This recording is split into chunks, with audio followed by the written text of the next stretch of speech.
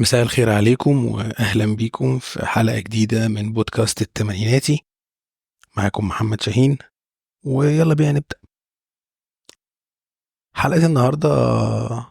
يعني قريبة جدا من قلبي، لأن أنا هتكلم في حاجة. أعرف ناس محطوطين في الوضع ده وناس قريبين مني جدا. إيه الوضع ده؟ وضع إن الشباب مش عايز يتجوز.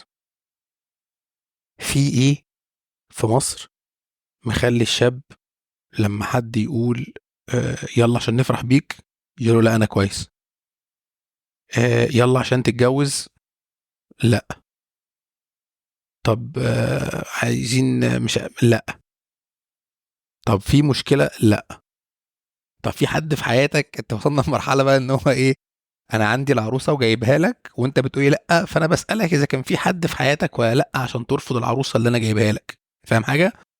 برضه الرد بيكون لأ. ليه؟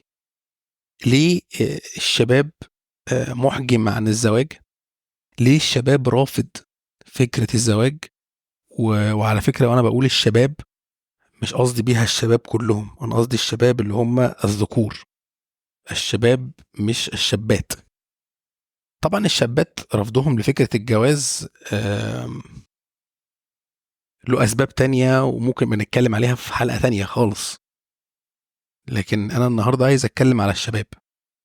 ليه الولاد، يعني مش هقول من فترة بعيدة، من قول مثلا 15 20 سنة، جيلي لما كنا في ثانوية عامة وفي كلية، كان الفكرة العامة، الخطة العامة لحياتك هي إن حضرتك هتخلص ثانوية عامة، هتدخل الكلية، هتشتغل، هتكون نفسك، تتجوز. كان جزء من خطة الحياة اللي انت بتخططها لنفسك هي انك تتجوز. ايه اللي اتغير؟ نتكلم بصراحة ونقول فعلا الموضوع اللي بيحصل ده صح ولا غلط. احنا ما نقدرش نحكم، احنا جيلنا، احنا التمانيناتية ما يقدروش يحكموا، لان ظروفنا او بمعنى ادق الوقت اللي احنا كنا ناضجين فيه بما يكفي ان احنا ناخد قرار الجواز، الوضع فيه كان غير الوضع اللي احنا فيه دلوقتي تماما. فالشاب دلوقتي اللي عنده ما بين 25 و30 سنة، اللي هو السن الطبيعي ان هو يبدأ يفكر ويشتغل على نفسه علشان يتجوز ويكون أسرة، الشاب اللي في السن ده دلوقتي بيقول لأ. وهو ده اللي احنا هنتكلم فيه النهاردة. مش هخلي الموضوع على فكرة كئيب بقى ونقعد بقى نتكلم في المجتمع، هنتكلم في المجتمع، بس يعني مش بالسوء اللي حضراتكم متخيلينه يعني. دايما لما حد بيتكلم على عدم الجواز والمشاكل وبتاع، كله بقى يروح بقى ناحية التربية والدين ومحكمة الأسرة والناس اللي ما تربوش والناس اللي ما عملوش والأبهات المهملة والأمهات اللي سايبة أولادها وبتشتغل. كل دي أسباب بتؤدي لمشاكل كتير جدا في المجتمع، من ضمنها المشكلة دي. بس أنا هتكلم على الشاب نفسه، يعني ماليش دعوة باللي حواليه. أنا هتكلم على الشاب نفسه، هو ليه رافض فكرة الجواز في الوقت الحالي. بصوا يا جماعة، طبعا وجهة النظر أنا هقولها دي دلوقتي، ودي وجهة نظري أنا الشخصية من رؤيتي لل للموقف دوت ومعايشتي ليه في أكتر من مكان ومع أكتر من شخص، وزي ما قلت لكم الناس قريبة مني كمان. تمام. طيب نبدأ بالحدوتة من الأول. يعني أنا اللي هقوله ده هي وجهة نظري، تاني بأكد إن دي وجهة نظري. تتفق معاها أو تختلف، بس على الأقل أنت هتفكر. يعني يعني اللي انا عايز اوصله ان اللي انا هقوله هيخليك تفكر، يا هتتفق معايا يا هتختلف، والاختلاف في الراي لا يفسد للود قضيه. يختلف معايا يا سيدي ولا يهمني، تمام وبراحتك يعني. هنبدا الموضوع من الاول خالص، وهو احنا اللي بنتجوز. يعني الطبيعي بتاع الجواز هو ايه؟ استقرار نفسي، استقرار بدني، تمام، تكوين الاسره، تكاثر، والمفروض انه يعني ان الجواز دوت سكن ورحمه وموده. وزي ما كنا بيقولوها لنا زمان كده واحنا شباب، كان يقول لك كل الدنيا كلها في كوم ودنيتك انت اللي معاك واحده شريكه حياتك فيها، لما يتقفل عليكوا باب واحد كوم تاني. تمام. يعني في حاجات انت ممكن ما تقولهاش لاقرب الناس ليك، بس مراتك لازم تعرفها. ممكن ابوك وامك ما يعرفوهاش، بس مراتك تعرفها. فالفكره كلها ان الجواز له غرض، يعني حتى له غرض الى حد ما ممكن الناس تاخدها من ناحيه دينيه شويه. ان في حديث مش عارف مدى صحته بصراحه عن الرسول، بس عليه الصلاه والسلام، مش عارف مدى صحته، بس انا هقوله. اللي هو تناسلوا تكاثروا فاني مباهن بكم الامم يوم القيامه. يعني احنا من ضمن غرضنا او غايتنا في الدنيا ان احنا نتكاثر علشان حتى نعمر الارض. ما هو اعمار الارض دوت جزء من اسباب او سبب من اسباب خلق ربنا للبني ادم. تمام. غير العباده طبعا. جميل. فدي الاسباب الطبيعيه للجواز. لكن تعالى دلوقتي بقى، هتلاقي الشاب بيتقال له ايه؟ انت عديت ال 30، لازم تتجوز بقى. نعم. هو في سن معين للجواز، في ماكسيمم تشارج للجواز.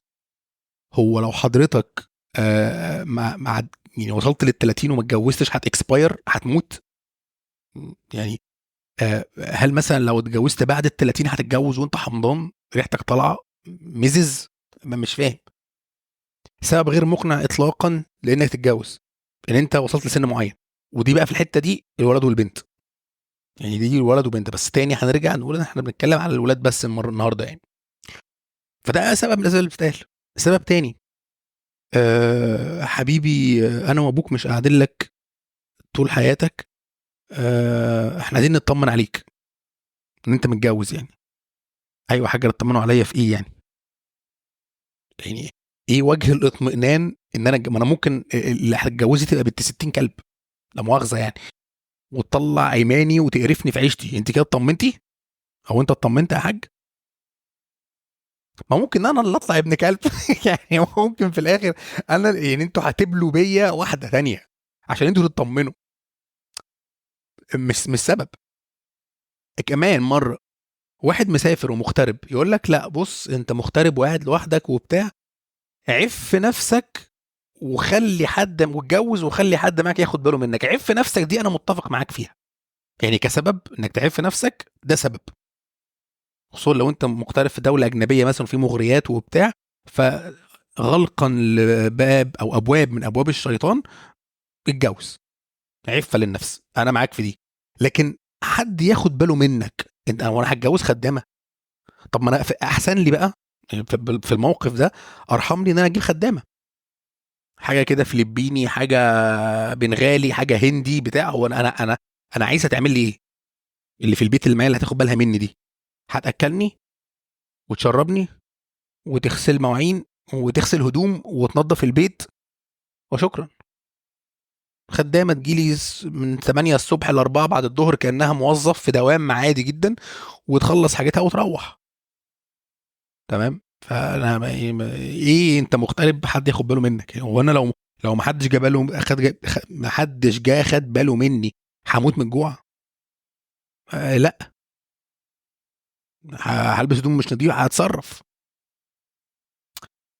فمن اهم الاسباب اللي بتخلي الشاب معرض عن الجواز هي الاسباب اللي بتتقال له عشان يتجوز. دي اول حاجه كده على جنب، بسم الله الرحمن الرحيم.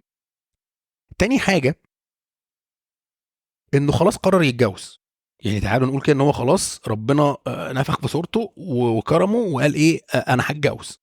حلو. طيب حضرتك لما تيجي تتجوز بقى هتلاحظ ان الموضوع آم، مش رايح لاصله، مش رايح لاساسه. اساسه في حديث صغير كده، يعني رسول الله صلى الله عليه وسلم لما قالوا انا كنت مرتاح لما عارفه من وانا صغير انا مرتاح. بيقول ايه؟ اذا جاءكم من ترضون دينه فزوجوه. نقطة ومن أول السطر. الدين هو الأساس. الدين اللي متربي صح، اللي عارف دينه صح، اللي عارف اللي له واللي عليه. كمان مرة عشان الحبايب، اللي عارف اللي له واللي عليه هيرتاح ويريح. نخش بقى في حته اللي ليه واللي عليه دي، الله يبارك لكم، عشان هي دي الحته الايه اللي فيها المنغز، هي دي مربط الفرس، هي دي الزتونه، هي دي الفخفخينه، هي دي شغل الفنادق. تمام. هتتكلم شرع ودين، العروسه واهلها ما يحطوش في البيت الشايه، بس في الناحيه التانيه الراجل هيعمل او هيقوم بتاسيس بيته على حسب قدرته. تمام. يعني دلوقتي من الاول خالص كده انا جايب شقه تمليك او ايجار، وده الحته هنجيلها كمان شويه، حته التمليك والايجار دي. تمام. شقه تمليك او ايجار. حلو. اوضتين مثلا. تمام. الشقه دي انا هعمل فيها اوضه نوم، وطبعا المطبخ والحمام، هنعمل قاعده كده فيها تلفزيون وقعده عربي كده بشلت وبتاع، عشان مش هنعمل بقى كنبه وركنه وبتاع، مش وقت دلوقتي عشان ما معيش فلوس.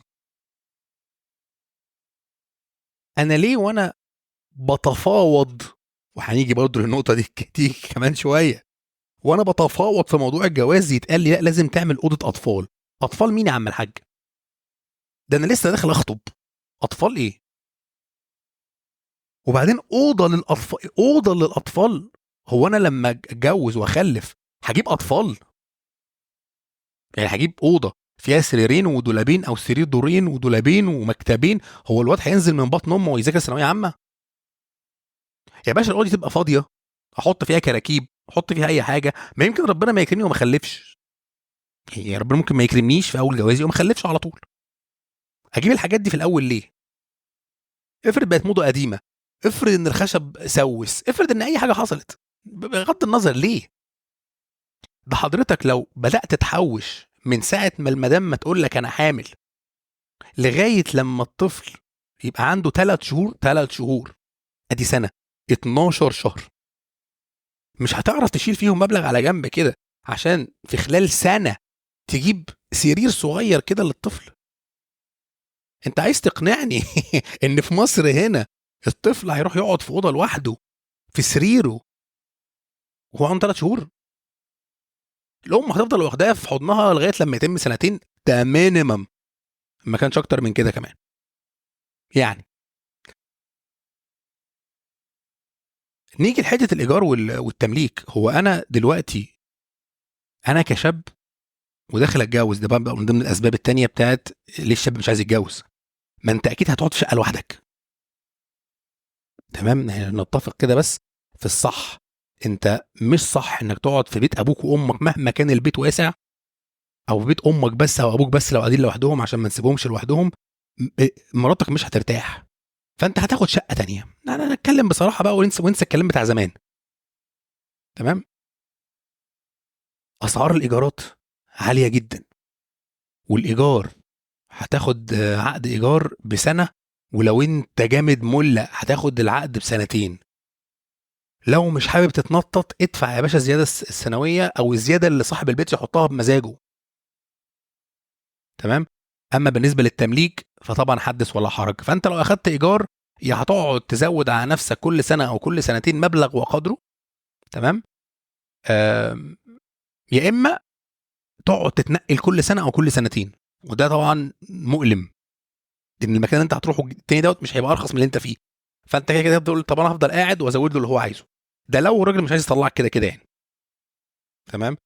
فدي حته التمليك والايجار، اي سبب تاني ولا تالت بقى الله اعلم مش عاد، لان الشاب مش عايز، هو حاسس ان هو داخل في معمعه، داخل حرب، داخل شروه. ما سمعتوهاش؟ علي صوتي. شروه، استثمار. تمام. الولد بيخش يتجوز بيتقال له انت هتكتب قايمه بقد كده. هو انا مع اعتراضي التام والشنيع والمريع لفكره القايمه، بس تعالوا نقول فرضا ان احنا هنقبل بيها وهنكتب قايمه، المفروض عرفا ان القايمه دي بيتكتب فيها الحاجه اللي العروسه جابتها، تمام، حفاظا على حقها. ما يتكتبش القايمه او القايمه بمبلغ مثبت، بمبلغ وقدره. قايمه بمليون جنيه، انا لسه هي لا جابت سكاكين ولا معالق ولا شوك ولا طقم الخشاف والكنافه واللي مش عارف ايه، ولا انا جبت جهاز ولا جبت سجاده ولا جبت اي بتاع، ما جبناش حاجه خالص لسه. يتقال لي القايمه بمليون جنيه ليه؟ انت كده انا قبل ما ابقى لسه ما قلتش بسم الله، ما قراش الفاتحه، لسه بنقول بسم الله الرحمن الرحيم وانت مخوني. ده جواز تيدي، ده ملعون ابو الجواز بالمنظر ده. هتقول لي اصل عرف والحق ومش الحق وضمان الحق. حق ايه؟ معلش تعالى كده كلمني راجل لراجل كده، عاقل لعاقل. وانت مجنون اركن. حق ايه اللي عايز تضمنه؟ اقول لك حاجه، هكتب لك قايمه بمليار، مليار دولار، بمليار جنيه ذهب. حلو. وتعالى شوف انا هعمل ايه في بيتك لو حصلت مشاكل يعني، وانا ابن 60 في 70 بقى وما اعرفش لا خلاق لي زي ما بيقولوا، تمام. هبهدلها وهقرفها واخونها واعرف نسوان عليها وبات بره البيت وما اصرفش عليها ومش عارف ايه، وفي الاخر مش هطلق. ها؟ تيجي هي من كتر ما تزهق، بابا انا مش طايقاه، انا مش قادر اعيش، انا مش عارف ايه، هتروح محكمه الاسره عايزه تخلعيه، هتبريه من كل حق ليكي. خدي بقى القايمه دي كده بالله وشرب ميه يا حبيبتي انت وابوكي. الدين اذا جاءكم من ترضون دينه فزوجوه. ما انا لو جاي لي واحد انا عارف ان هو عارف ربنا وعارف حقوقه وعارف اللي له واللي عليه، انا هديله بنتي وانا مطمن. ما هي حاجات كلها مترابطه ببعضها. المجتمع بتاعنا بقى مجتمع منحل، احنا اصبحنا مجتمع منحل للاسف. اه بنمشي في الشارع بنشوف محجبات كتير، وبنشوف ناس بتقوم كتير، ونشوف مش عارف ايه وبتاع، بس ده مش مقياس. ما خلف الابواب المغلقه، يعني زي بيقولوا ما خفي كان اعظم. الموضوع لا مش سهل. فالشاب بيتقال له انا عايزك تكتب قايمه. يعني ايه قايمه بقد كده؟ احنا لسه جبنا حاجه؟ طب لما تجيبوا اللي انتوا عايزينه ده تاني، ده فرضا ان احنا قابلين بمبدا القايمه. حضرتك جبتي حاجات في الجوازه دي ب 230 الف جنيه، هكتب لك الحاجات اللي انت جبتيها في ورقه، وامضي ان الحاجات دي موجوده في شقتي تحت عهدتي، والمدام هي اللي جايباها. بس ده ضمان حقك، اكتر من كده مفيش. مع ان ده مش ضمان لحق ولا حاجه زي ما قلنا من شويه، بس ده هيريحكم. ماشي اللي انتوا جبتوه في عهدتي، في بيتي، وانا مسؤول عنه. لو حصل له حاجه مسؤوليتي انا. ده اللي انا اعرفه عرفا. لكن تثبيت القايمه بمبلغ معين كبير، بغض النظر احنا جبنا ايه وما جبناش ايه، ده تخلف عقلي. انت كده حضرتك بتديني بيتك بضمان، انت كده بتبيعها لي حضرتك، او انا باجرها منك. ما انا مش لاقي لها مسمى بصراحه. يعني هي عامله زي الشاليه اللي انا بدفع له تامين، لو حصل حاجه في الشاليه التامين ده يتاخد. مش عارف انا، انت حضرتك مخلف شاليه ولا مخلف بنت؟ ما اعرفش. تمام. النقطه الثانيه، المهر والشبكه. والله العظيم كوميديا، اقسم بعزه جلاله الله بس كوميديا سودا. كوميديا سودا منيله ب 60 نيله على دماغهم ودماغ اللي خلفوهم. هو معلش، آم انا دكتوره، عندي مش عارف كام سنه، بيضه وطويله، وبشتغل في مستشفى مش عارف ايه وكذا. اطلب شبكه كام؟ اطلب ذهب بكام؟ اطلب مهر كام؟ نعم يا اختي. هي بقت ايه، بقت تسعيره تاني؟ هو انا هشتريكي؟ ده مش جواز يا حبيبتي، ده اسمه نخاسه. دي كده اسمها نخاسه، ان احنا نبيع الستات بفلوس.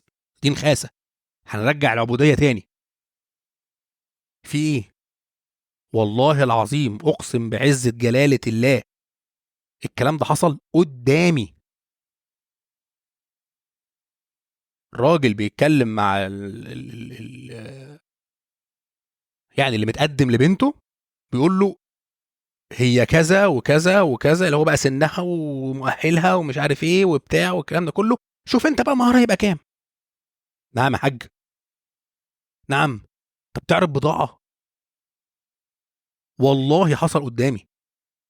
طبعا تاني الا من رحم ربي، بس انا بقول لكم ان الحاجات دي موجوده، النماذج دي موجوده وكتير للاسف.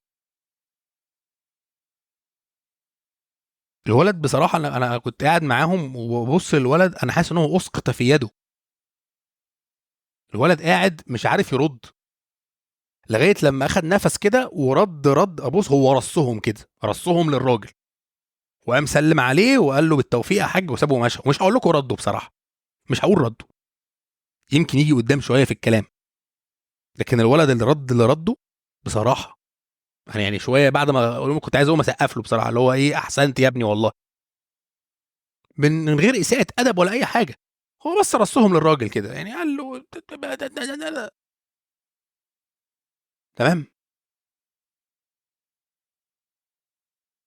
فانت دلوقتي كشاب عايز تتجوز، ده لو انت عايز يعني، عارف ان انت مطلوب منك قبل بقى كل ده انك تلاقي واحده كويسه. يعني ايه كويسه؟ يعني من الاخر هي واهلها يعرفوا ربنا، يعرفوا دينهم كويس. يعني برضو الحديث، بص سبحان الله، الحديث النبويه اللي بتتكلم عن موضوع الزواج جابت سيره الراجل وجابت سيره الست. في الراجل لما قال اذا جاءكم من ترضون دينه فزوجوه، ومن ناحيه الست قال تنكح المراه لاربع. تمام.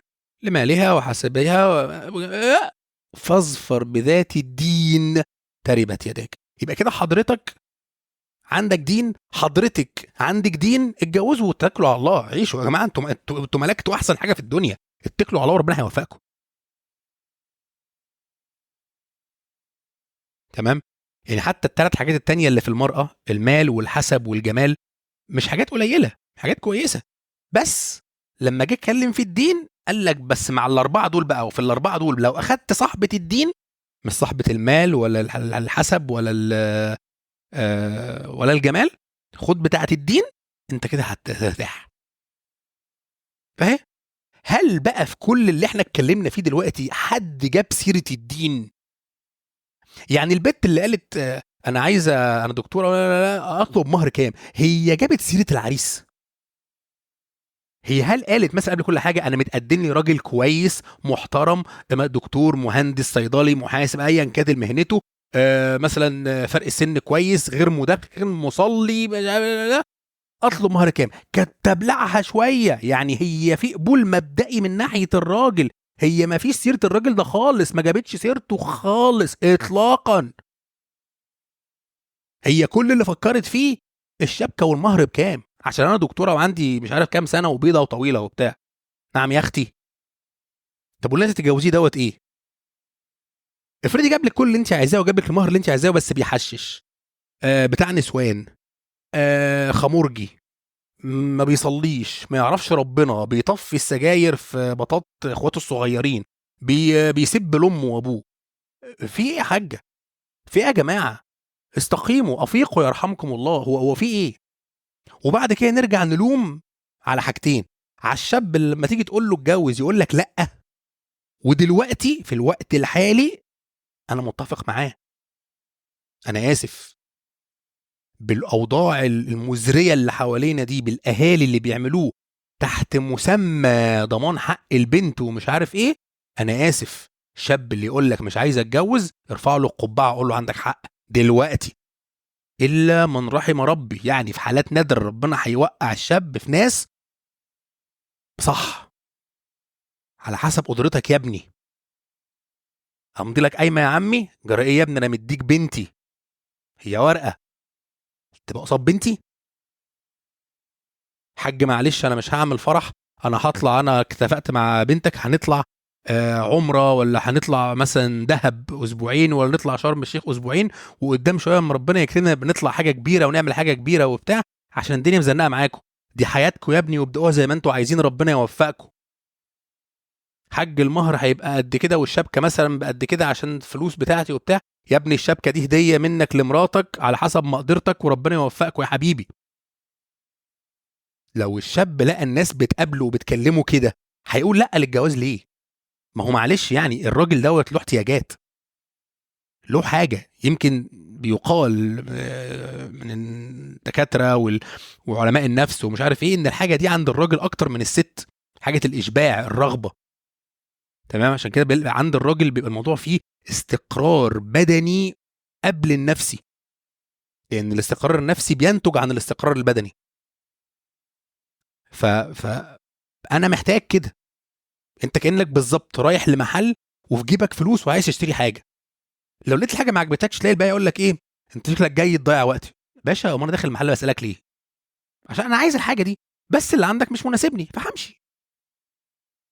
لو اللي عندك مناسب ليا، هو اللي في بالي، هو مقاسي، هو الموديل اللي عاجبني او الموضه اللي عجباني او اللون اللي عاجبني، هاخده وامشي. ما هي سهله يا جماعه والله، هو الموضوع ابسط من كده بكتير.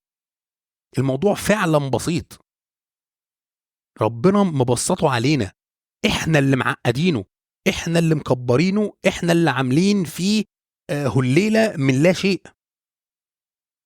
وعلى فكره الغرب الكافر ما عندهمش الكلام ده. الغرب الكافر يعني بغض النظر بقى عن الحاجات اللي ما قبل الزواج وان هم يبقوا عايشين مع بعض والكلام ده كله، مش هي دي اللي بتكلم فيها. انا بتكلم في الجواز نفسه، احنا قررنا نتجوز، هي وهو يروحوا مش عارف حته اسمها السيتي هول ولا مجلس المدينه ولا مش عارف ايه، ببطايقهم يطلعوا متجوزين. خلاص خلصنا. هيعيشوا مع بعض في بيته ويوفروا ايجارها هي، او يعيشوا في شقتها لو هي ايجارها اقل ويوفروا ايجاره هو، ويعملوا شير للايجار يدفعوه سوا. الدنيا سهله وبسيطه عندهم اللي هم الكفره. انت اصلا اللي احنا بنقول عليهم كفره يعني الغرب الكافر. احنا بقى دينك قايل لك اصلا تعمل ايه. يعني انت مش محتاس، انت مش في نص الطريق كده عمال تبص حواليك اعمل ايه يا استاذ غسان. ما هي مش كده. ده رب يعني الرسول عليه الصلاه والسلام كاتب لك قايل لك المنهج، منهج الاختيار للزوج وللزوجه. تمام. مبدا انك تيسر ولا تعسر. مش فاكر بصراحه عشان برضو ما بقولش ما اقولش ما كنتش بتقول على النبي حاشا لله، بس انا مش فاكر كان مع علي بن ابي طالب ولا مع صحابي تاني او حاجه زي كده، كان رايح للنبي عليه الصلاه والسلام عشان يتجوز واحده، مش فاكر من بنات الرسول برضو ولا واحده تانية، مش هخش في التفاصيل دي لان انا فعلا مش فاكرها، وقع مني دلوقتي. فلما الرسول ساله معاك ايه، معاك كذا يقول له لا، عندك كذا يقول له لا، معاك كذا يقول له لا، معاك كذا، تحفظ حاجه من القران، قال له حافظ سوره كذا، قال له فتزوجها بها، او يعني معناه ان هجوزها لك بيها بحفظه للصوره دي. حاجه الراجل ده هيقدمها للست دي. بس في الاول وفي الاخر اذا جاءكم من ترضون دينه فزوجوه، نقطه من اول السطر.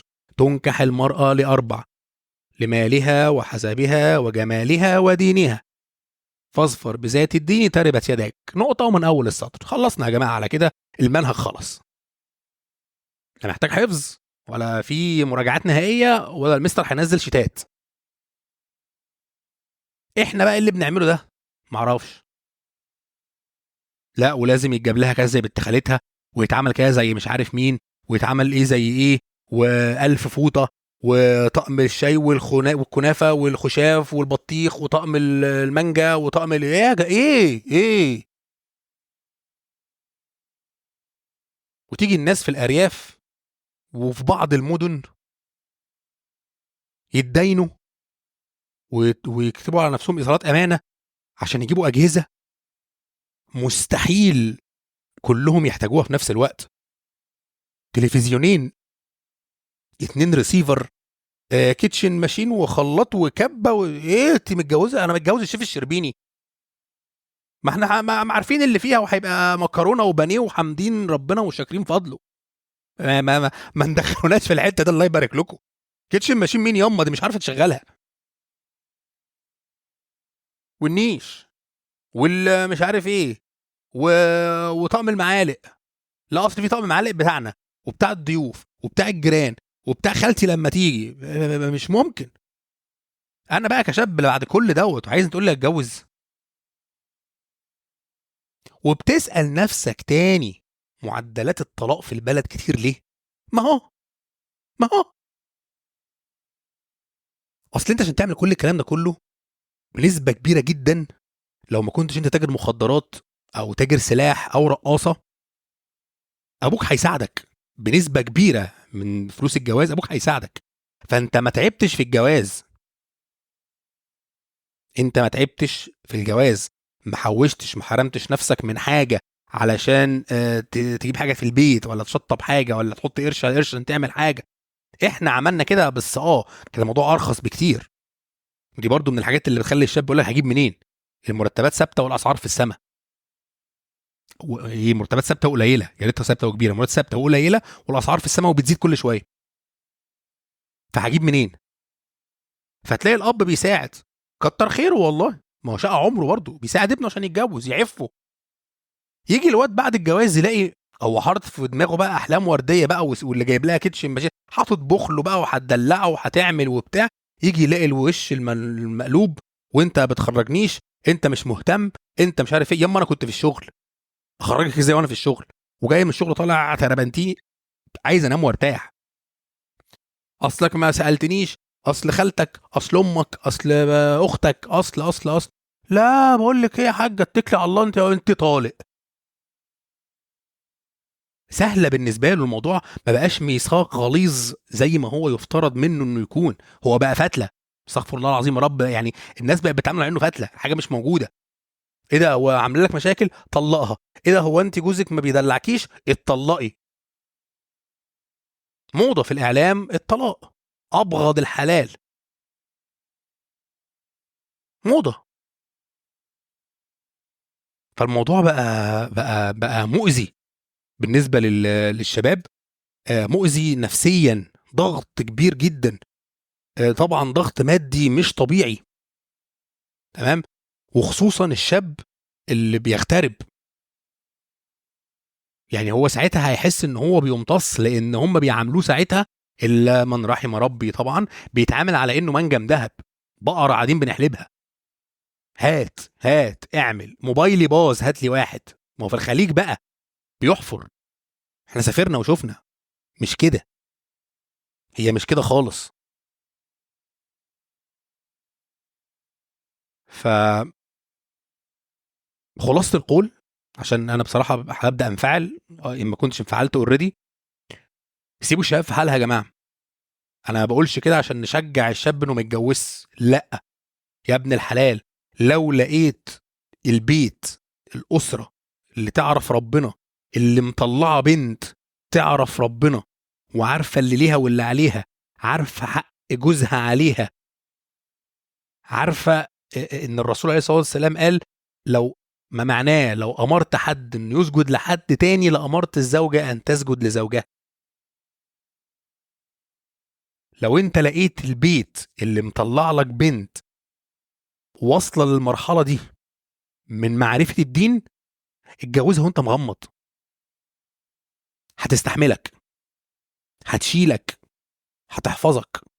دي اهم حاجه. انا مش عايز حاجه من الدنيا غير كده. انا عايز بيتي ارجع له سكن، رحمه، موده. وفي نفس الوقت اكيد ما تبقاش انت ب 60 في 70 برضه، ما انت لازم تكون الناحيه التانيه انت برضه بتراعي الكلام ده. بس في الاول وفي الاخر ده لو ما اتوجدش، وده الاغلب للاسف، بقولها للاسف تاني، باشا خليك حر نفسك. خليك حر نفسك، ما تتجوزش. لان اللي انت هتعمله دلوقتي مش هيبقى اسمه جواز بقى، هيبقى اسمه اي حاجه غير جواز. امين. امين. أه. حلقه طويله، بس الموضوع اللي فيها كان فيه تفاصيل كتير. اتمنى انها تكون عجبتكم، مستني رايكم. واشوفكم ان شاء الله الحلقه الجايه عن قريب، hopefully. وسلام.